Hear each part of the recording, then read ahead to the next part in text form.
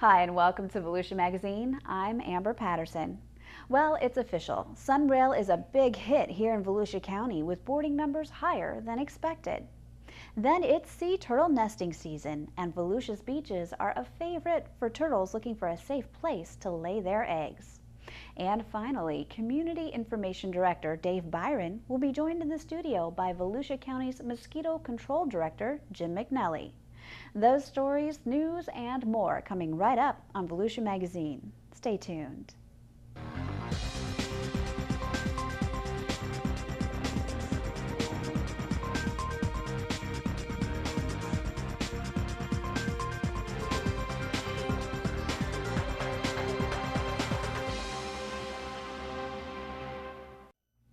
More than 88,000 riders boarded Sunrail in June, the first full month of commuter train service in Central Florida. A partnership between the counties of Volusia, Seminole, and Orange, the City of Orlando, the Florida Department of Transportation, and the federal government, the train service was created to provide workers an alternative to driving to work in the three-county region. The trains run Monday through Friday from DeBary, the northernmost stop, to Sand Lake Road in Orlando, the southernmost stop, with stops at other stations along the way. Sunrail trains run throughout the day, but with peak service in the early morning and late afternoon hours. Volusia County Chair Jason Davis, Volusia's representative on the Central Florida Commuter Rail Commission, said ridership so far has exceeded projections. Well, it has exceeded its expectations on ridership so far. Over 88,000 people have ridden the train weekly. We have such great ridership here in Volusia County that we are actually talking about expanding the parking lot because it's like 3/4 full. And we have over 200 different parking spots there. So every day it's full. We are going to have to make a bigger parking lot, so to speak. Because of the success, there's actually been some discussion from citizens advisory groups and citizen groups all around the counties that are involved. They want weekends and night riding. The problem that we are looking at initially is a cost. It's very expensive to run the train at night and in the daytime because you won't have the major ridership. So, the weekends and nights, right now it's in a discussion phase. We're going to discuss it some more in our next meeting and figure out where we want to go with that. Is it going to be financially feasible or is it going to become problematic? And that's something we have to decide. In less than 3 months into the start of service, the early ridership numbers appear to be continuing at a steady pace. The system averaged 4,212 riders a day during June, and through the first half of July was averaging just slightly fewer riders. Of the 12 Sunrail stations, the DeBary station, the lone station in Volusia County, has consistently had the second highest number of boardings among all stations. The station in downtown Winter Park so far has been the busiest. While commuters traveling to work are the target audience for Sunrail, early ridership has been bolstered by riders who are taking the train for midday trips. A round-trip commute from DeBary to the furthest point in Orlando costs $7.50. The county's Votran bus system and Lynx bus system in Orange County are providing feeder service to the Sunrail stations. Bus riders get a free transfer to Sunrail. For more information on Sunrail, you can go online to sunrail.com. Sea turtle nesting season is in full force and turtles are hatching from their nests. So far, 372 nests have been laid by 4 species of sea turtles. We have just under 400 nests right now, and a lot of our first nests that were laid in May and June are now starting to hatch, and baby sea turtles are starting to crawl off the beach in large numbers. If you're ever on the beach at night and you encounter a sea turtle nesting or hatchlings emerging, first things first is make sure that you don't use any sort of lights or flash photography. So turn off all your flashlights and keep a distance. Nesting sea turtles are very easily disturbed before they start actually dropping their eggs. So if you approach a turtle crawling up on the beach, they would actually crawl back into the ocean without nesting. Of course, that's disturbance of an endangered species and something we certainly want to avoid. These turtles have a really hard time getting themselves out of the water to nest, so we really want to make sure that if they come up to nest, they're able to do so successfully. The season typically lasts from May through October, with new nests being laid from May to early September. Eggs start hatching 48 to 60 days from the date the nest was laid. Visitors to Volusia County beaches and residential and business owners along the coast are encouraged to help ensure the hatchlings find their way to the sea. Volusia County has a lighting ordinance that states no artificial lighting sources can be visible or illuminate the beach at night. Artificial lights can discourage female turtles from nesting and can cause hatchlings to become disoriented. During this time of year, it's really important to make sure that light is managed properly on the beach. And that's not just for buildings and houses on the beach, it's also for people who visit the beach at night. Our program has free educational material available for properties located within our lighting ordinance. The Sea Turtle Lighting Ordinance is in effect May through October. And during this time, any lights adjacent to the beach have to be properly shielded or directed so that they meet compliance with our lighting ordinance. In order to help with that, especially to help manage interior lights and help educate visitors about closing their blinds on the beach at night, we have door hangers and window clings, posters, and other educational material that we drop off free to your place. To order free educational material, visit volusiaseaturtles.org. There's a free educational material form where you could view all of our publications, including our new window clings, to help educate your visitors about closing their blinds on the beach at night. Hello, I'm Volusia County Sheriff Ben Johnson with an important public service announcement.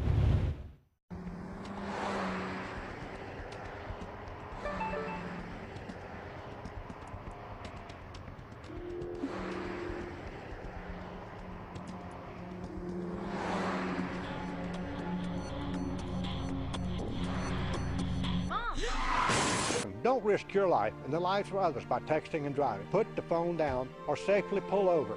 Looking down for 1 second is all it takes. Is it really worth it? This week in part 7 of our 9 principles of Florida-friendly landscaping, Joe Sewards, our resident horticulture specialist, gives us some helpful tips for attracting and providing for wildlife within your landscape.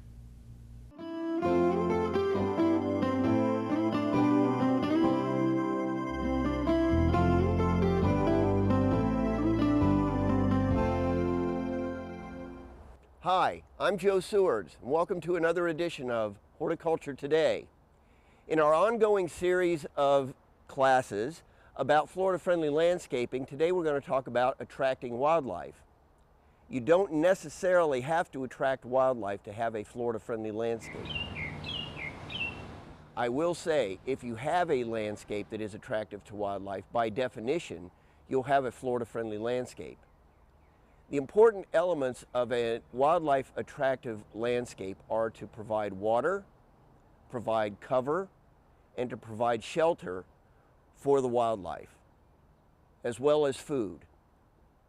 Providing shelter can mean planting a variety of shrubbery that they can nest in or seek refuge in if they feel threatened by predators. Also, providing shelter can be as simple as putting up some PVC pipes, pounding them in the ground, painting them green, somewhere in a shady spot, and that provides excellent shelter for lizards and frogs. Remember, lizards and frogs eat insects, so they can help keep the population of mosquitoes down. Providing shelter can also mean putting up a birdhouse or a bat house to provide a place for those species to roost. Did you know that a bat can eat its body weight in insects, especially mosquitoes, in one night? A source of water is also important. And keep in mind that the sound of running water is particularly attractive to birds. So having a pool of water that is recirculating, or if you have a bird bath, make sure you clean it, dump it out every 2 to 3 days, and that will keep mosquitoes out. Providing shelter with native plants, and even non-native plants can provide shelter. But if you're going to provide food, you want to have native plants that produce seeds and berries that are attractive to birds. If you need information on that, you can go to the Florida Friendly Landscaping website, or you can call us here at the Volusia County Extension Office. Our number here is area code 386-822-5778. Did you know that you could register your yard or even your neighborhood with the Fish and Wildlife Commission as a registered bird sanctuary? You can go to the Fish and Wildlife Commission's website to get information on that. And that would make your landscape much more interesting if you have a variety of wildlife species inhabiting your wildlife-friendly and Florida-friendly landscape. Did you know that Florida has the third most diverse wildlife population of any state in the United States? And that Florida is also a major destination for birders in the United States. It is estimated that over 2 million people come to Florida every year to do birding. And that means that they count birds, and birders spend money. So this is not only an environmental or ecological issue with Florida-friendly landscaping, this is also an economic issue because birders spend up to $2 billion a year on equipment and lodging in the state of Florida every year. Florida also has 35 species of salamanders, 39 species of frogs, 48 species of lizards, 45 species of snakes, 26 species of turtles, and 3 species of crocodilians. That means 3 species of crocodiles, which includes the American alligator, the South American caiman, and the American crocodile. So, having a wildlife-friendly landscape means having a Florida-friendly landscape. For Horticulture Today, I'm Joe Sewards. The Port Orange Water Treatment Plant is the recent winner of 2 awards for excellence. Most Improved Class A Water Plant Award in the state of Florida from the American Water Works Association and the 2013 Plant Operations Excellence Award from the Florida Department of Environmental Protection. The plant has a number of innovative water treatment processes that make it stand out. Stephanie Strong takes us over to the Port Orange Water Treatment Plant now for a look at its operation in this segment of Community Health Matters.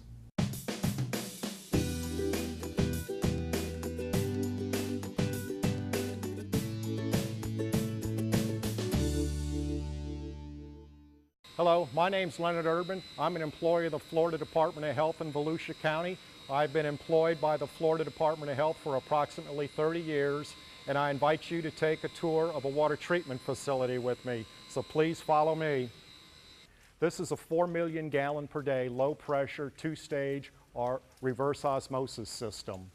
When I inspect this system, I look for leaks, I look for cross connections to ensure there aren't any, and I ensure that they're checking the membranes, testing the membranes properly to ensure they're functioning. The water comes in here and is pressurized up to 150 psi, pounds per square inch, by these pumps.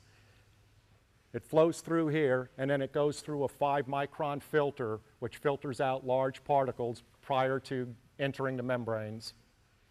Behind me is a 250,000 gallon elevated storage tank. The utility is required to inspect it annually to ensure that vents are screened, and every 5 years it's inspected by a company under the charge of a PE certified in the state of Florida for structural integrity. These are the softening units. Lime is added to the water, which raises the pH, causing the calcium to precipitate out, so you have an acceptable level of hardness in your water. We're 40 feet up. The reason we're up so high is that the water is pumped up here and it flows through the rest of the treatment by gravity. I look for algae to ensure that they're cleaned on a regular basis. These were last cleaned 2 months ago, so they're in really good shape.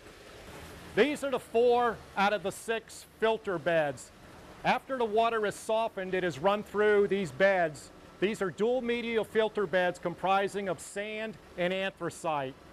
This removes all the large particles from the water prior to distribution.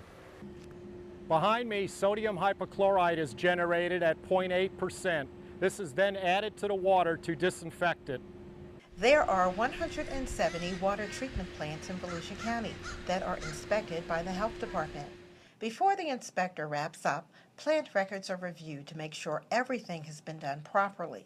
The plant operator is very involved in the entire process. Now you have a much closer look at the work done by the Department of Health in Volusia County to protect your drinking water. We are happy to serve our community.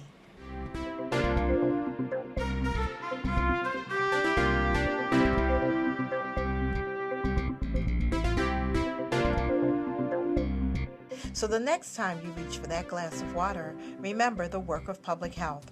On the front line, protecting the health of our community and keeping you safe. For Volusia Magazine, I'm Stephanie Strong, Public Information Officer for the Florida Department of Health in Volusia County. As always, if you have any questions about this or any other health-related issues, you can log on to volusiahealth.com. Let's head into the studio to join our very own Community Information Director, Dave Byron, with his guest, Mosquito Control Director, Jim McNelly. Well, thank you, Amber, and hi, everyone. With this summer's rainfall considerably above normal, the county's Mosquito Control Division has its hands full trying to keep up with the mosquito annoyance level. Call for service have definitely increased in recent weeks. So with that in mind, we have with us in the studio today Volusia County's Mosquito Control Director, Jim McNelly. We'll get the latest on the mosquito conditions in Volusia County, and we'll tell you what you can do to help the county, and we'll tell you what the county is doing to help you. So with that, our guest today, Jim McNelly. Jim, how you doing? Doing well, Dave. Yourself? Doing great. Thanks for being with us. I know you may be the busiest division in the county, but we got the elections department over there, and they're pretty busy too. We have some busy people in the county. We are very busy right now. I know you and I were talking recently. The rains have been pretty heavy this summer, and I guess in the last couple of weeks or so, you really have seen a flourish of mosquito activities. What's the latest on the conditions in Volusia County? It's really blown up on us. We've seen consistent rainfall here over the last 3 weeks. In the last 2 weeks, those mosquitoes have really started to emerge. So, you know, we're seeing production in our containers. We're seeing production in all of those puddles and swamps and hammocks. So it's not a perfect storm, but it's a pretty big storm, and we are working diligently to beat it back. Jim, obviously the concern for the public, besides the annoyance level, the concern for the public is any diseases that may be spread by mosquitoes. And you know, you and I have talked earlier this year about this new chikungunya, or whatever you might want to call it, and other mosquito-borne diseases. Let's get right to the issue there. Any concern in Volusia County? Well, there's a concern that there are diseases present as they're monitored by the chickens. But there is not a concern right now as far as human health. So we have seen some positive chickens. We've seen some horses contract Eastern equine, and we had a case of West Nile virus in a horse last week. But that just makes us more aggressive with our tactics. That means we put more trucks out there spraying the adult mosquitoes. It means we put the helicopter in the air to hit those mosquitoes that are flying. At this point, we haven't seen any human interaction with these diseases, so we have our fingers crossed. Human interaction in Volusia County. Correct. But I believe there have been cases in the state of Florida. Is that true? There have been local cases of acquired chikungunya in the state. Right. Yes, down south in the Miami-Dade area. Right. We had one imported case of chikungunya in Volusia County early in June. We had one imported case of dengue a little later in June, but nothing locally acquired. So at this point, there's no huge concern that we have an issue with those diseases in Volusia County. Let's be clear on that term, imported case. That would be someone, correct me if I'm misunderstanding this, that would be someone who maybe contracted the virus outside of Volusia County and then came into Volusia County? Is that what you're saying? That's exactly it. A person was on vacation, they went to the Dominican Republic, or they went to one of the islands in the Caribbean. They were bitten by a mosquito, contracted the disease there, they came back, and then were diagnosed at a hospital here, an imported disease, yes. That chikungunya that we've talked about, I hadn't even heard about that until this year. But you were telling us previously that this is more prevalent in the Caribbean area, is that right? Well, it is right now, yes. The disease made its way to our hemisphere for the first time in December of 2013. It has since really exploded into what is truly an epidemic. Really? It's approaching 500,000 cases, 500,000 cases at this time. Wow. We've seen a little over 100 imported cases in Florida. Right. The two locally acquired cases were south of here, around Miami-Dade. We're communicating all the time with state health, local Right. health, and we're on top of this in terms of communication with the hospitals. They tell us immediately when we have a situation, when we have a potential imported case in Volusia County. And I know, of course, you work very closely with the Volusia County Health Department. Absolutely. Jim, on this chikungunya, the symptoms, are they pretty much like West Nile? Are they flu-like symptoms, or? Most mosquito-borne contracted diseases start out as flu-like symptoms, Right. yes. With chikungunya, you wind up with arthritic-like aches and pains. Really? And so the hospitals have been put on notice that if they have folks that have flu-like symptoms, that have been in areas where there are a lot of mosquitoes, and have 2 or more joints that are in pain, they're likely to take a blood sample and test for either dengue or chikungunya. And the concern would be for people that may have other health issues. They may be frail. They may have compromised immune systems. But typically, and I don't want to say this incorrectly, typically a person in generally good health can work through. Correct. Yeah. Correct. Yeah. Chikungunya and dengue, people will ward off eventually. Right. There will be some pain up front, but Right. these are not long-term debilitating diseases. You mentioned the sentinel flocks, and we like to talk about this every time because it's one of the tools you use to monitor the presence of what's going on in Volusia County. Tell us about these sentinel chicken flocks. Well, I always refer to them as smoke alarms. So they're out in areas where we've seen historic activity with viruses like Eastern equine, West Nile, St. Louis encephalitis. We text them once a week. We take a blood sample. We send that blood to state health, and they do diagnostics to determine whether, in fact, the chicken was bitten by a mosquito that was carrying 1 or more of those diseases. So a chicken that was bitten by a mosquito carrying West Nile would create antibodies to that disease, and they would test for the antibody. Let's talk about what you're doing right now. You mentioned earlier that you and your folks have got your hands full. A lot of concerns from citizens and so forth. You guys must be running around. We're running around. We're running pretty ragged at this point Right. with the heat and the humidity. You know, our service requests have increased at least tenfold. We did about 500 service requests in the last 7 to 10 days. Wow. Monday morning we showed up and there were another 80 on the tape machine, Right. on the message machine. You know, we try to get out to each and every one. We can't get around to them all. If we have a group, we'll do several within the group. But we'll come out to your house. We'll look for the level of activity that you think you have. And if it's a level of activity that requires us spraying that evening, we'll get it scheduled and we'll get it sprayed. So let's talk about your service area. You are a service of Volusia County government, part of the county's public works department, but you're basically a taxing district in a geographically defined area of Volusia County. We are, and that's well defined in a map that's on our webpage, roughly east of 95, if you will. So what does that mean in terms of a person that lives in Deltona or lives in unincorporated Volusia County in a Pearson area? Does that mean you don't respond in that area? No, we respond. What they need to do is call their city liaison, and hopefully they know who that liaison is. But if a service request comes directly to us, we will let the city liaison know that we are going out on a service request. Ultimately, if there's a control action that we think is required, we'll communicate that to the city liaison, and they will make the decision to enact the control through us. Does that mean, for example, that they have to pay you for your service, or how does that work? No, the citizen doesn't pay us. I mean, does the jurisdiction pay? The jurisdiction, the city would pay us, and that's why the jurisdiction is involved in the decision to enact control. That's what I thought you were saying. Okay, Jim, so you go to my house. I've called you. You go to my house. Let's talk about what you're looking for, because this is where the citizen homeowner can come into play to help them and help you. Absolutely, Dave. What we'll do is we'll knock on your door if you're home.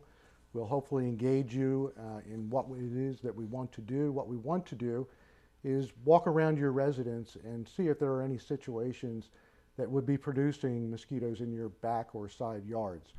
So nearly all of us have containers in our yards that have the potential to produce mosquitoes.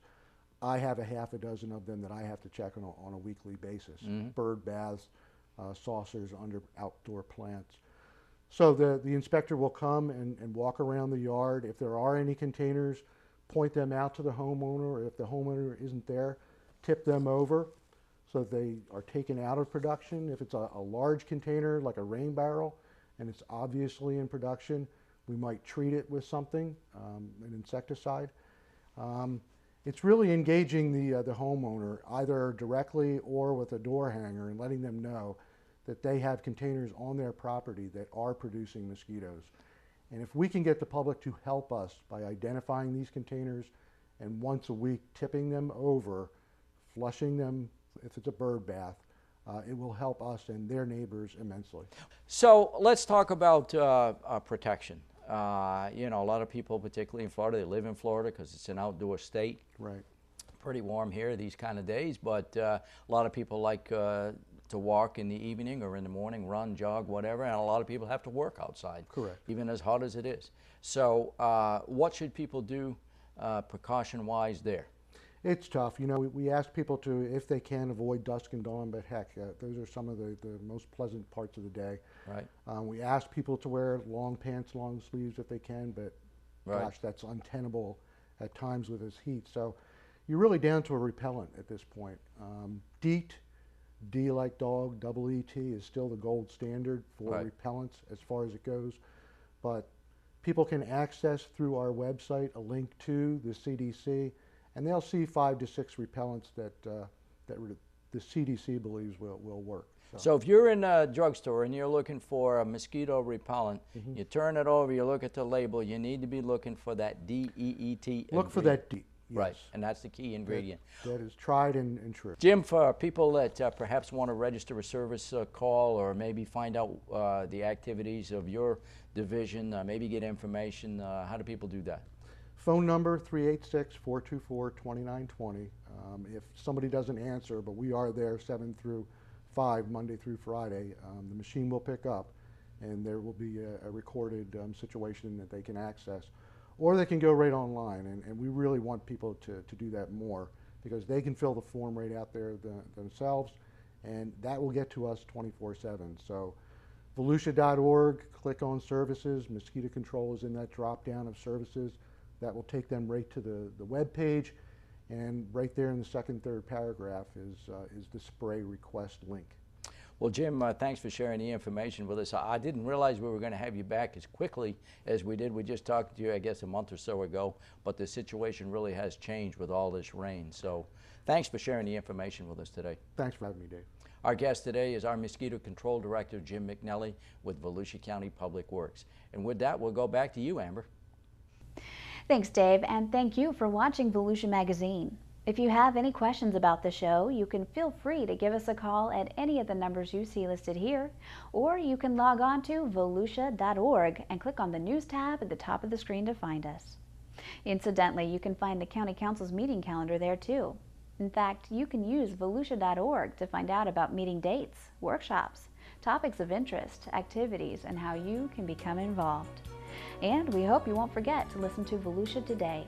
That's Volusia County Government's weekly public radio broadcast. Volusia Today airs every Tuesday and Sunday mornings on the local radio stations you see on your screen. For Volusia Magazine, I'm Amber Patterson. Have a wonderful evening.